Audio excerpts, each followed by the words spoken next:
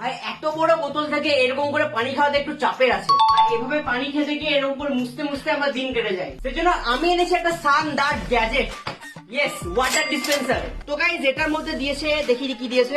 মেশিনটা দিয়েছে guys, main machine এটা। আর এটা একটা নল দিয়েছে, এটা দিয়ে আই থিঙ্ক পানিটা বার হবে। আর এইটা দিয়ে গাইজ পানিটা আন্দার যাবে, আন্দার। ইয়েস ভাই, এটাকে সেট কিভাবে করে? এটা আই থিঙ্ক এইভাবে লাগবে।